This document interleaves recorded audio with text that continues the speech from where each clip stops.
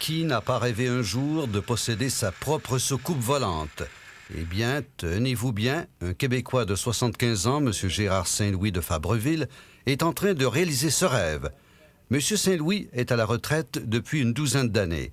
Il occupe ses loisirs à tenter de réaliser ce que seuls les extraterrestres ont réussi jusqu'à ce jour, c'est-à-dire faire voler une soucoupe volante. Comme beaucoup de Québécois, M. Saint-Louis est patenteux et il a toujours été fasciné par les objets volants non identifiés. Même s'il a d'autres champs d'intérêt, les soucoupes volantes ont pris une place très importante dans sa vie. Pour Gérard Saint-Louis, les ovnis, c'est sa manière à lui de voir du pays. Je prends plaisir à travailler, à patenter. C'est ça, moi, mes loisirs. J'aime pas faire des voyages, puis aller m'asseoir ici et là, puis regarder des bâtisses ou des paysages.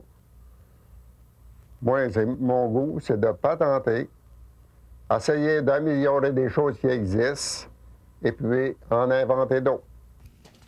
Pour cet ancien garagiste à la retraite, inventer des choses qui n'existent pas est un plaisir divin. M. Saint-Louis a toujours aimé créer à partir d'idées qu'il conçoit dans sa tête sans aucun plan sur papier. Il bricole toutes sortes de mécanismes qui deviendront le prolongement de ce qu'il a imaginé.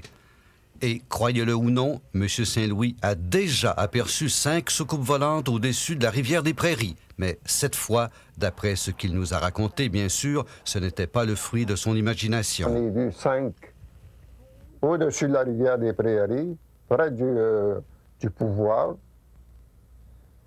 Et puis là, ben, on regardait ça. Ma femme était avec moi, puis 2 de mes sœurs dans l'auto. Je n'ai pas été le seul à le voir.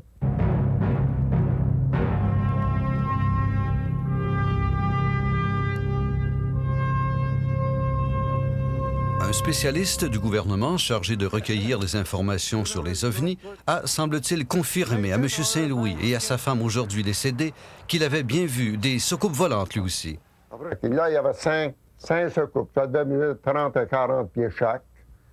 Et puis, il était fixe. On n'attendait rien. C'est à peu près à 500 000 pieds peut-être maximum. C'est après avoir vu des objets volants non identifiés que Gérard Saint-Louis se met au travail sérieusement. Il débute ses expérimentations avec de petits avions téléguidés. Par la suite, il tente de bricoler sa première soucoupe de 24 pouces qui malheureusement s'écrase. Mais à 75 ans, Gérard Saint-Louis en a vu d'autres.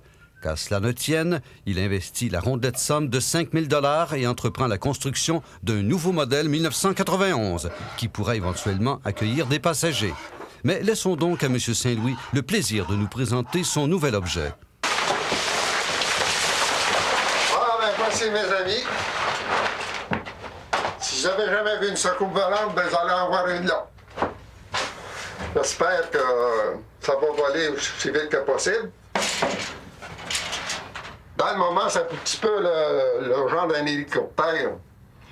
Parce qu'un hélicoptère, si vous voulez avancer, ben, vous êtes obligé de pencher l'hélicoptère. Mais ça là, le body reste là, c'est le centre là, qui penche, puis là, ben, vous en allez vers l'avant.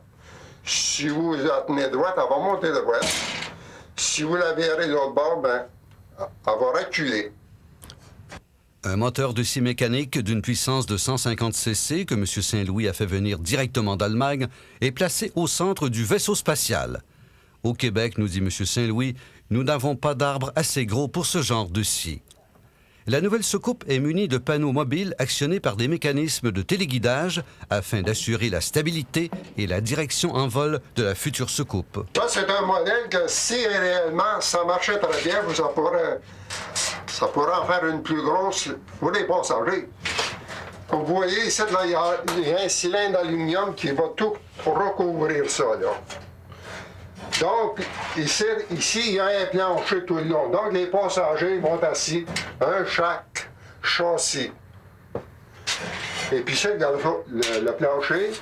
Et en dessous, c'est l'appartement à bagage, tout ce que vous voudrez. D'ici un an, M. Saint-Louis espère avoir terminé son nouveau modèle et être en mesure d'effectuer son premier vol d'essai. Mais Gérard Saint-Louis ne s'occupe pas seulement de soucoupes volantes. L'un de ses rêves, c'est de battre le record de longévité. Et pour réaliser son rêve, il a participé à de nombreuses compétitions cyclistes. Classé deuxième aux Jeux olympiques des maîtres tenus à Toronto en 1985, il a malheureusement dû abandonner faute de trouver des concurrents du même âge. M. Saint-Louis est aussi très préoccupé par les problèmes des personnes handicapées. Il a même fabriqué un appareil qui pourrait être très utile aux gens qui ont une malformation des pieds. Mais M. Saint-Louis ne veut pas trop se disperser, bien sûr, car il tient mordicus à consacrer la majeure partie de ses loisirs à sa première passion, les soucoupes volantes. Je veux pas trop en faire. Moi je veux vivre un peu. Hein? Si je pars trop en gros, je vais m'occuper et puis je vais pas faire de l'annonce encore. Parce que moi, je veux me garder du temps, je veux finir ma soucoupe et puis tout. Si je me lance trop là-dedans, que si vous voulez, là, je pourrais plus lâcher puis je pourrais plus jouer de la vie, mais là. En attendant d'avoir une soucoupe volante avec laquelle il pourra visiter d'autres mondes, M. Saint-Louis a bricolé une soucoupe volante pour la maison. Il peut alors s'amuser à sa guise. Cette soucoupe lui permet d'expérimenter toutes sortes de nouveaux mécanismes et d'explorer de nouveaux systèmes de téléguidage ultra sophistiqués. Le génie de M. Saint-Louis, c'est d'avoir pu, avec des objets du quotidien ou des jouets d'enfants qu'il a achetés dans les magasins, faire de cette soucoupe volante un objet qui ferait l'envie de n'importe quel héros de l'espace, comme par exemple des systèmes d'engrenage complexes, un bras mécanique d'inspiration canadienne qui pourrait recueillir des échantillons sur d'autres planètes, le tout actionné bien sûr par une boîte de contrôle à distance. Mais tout cela pour M. Saint-Louis, c'est en attendant que sa nouvelle soucoupe soit prête à s'envoler, ou mieux encore, que de vrais martiens, avec une vraie soucoupe volante, l'emmènent faire un tour dans l'espace. C'est pas pour me vanter, mais moi, j'ai pas peur de rien.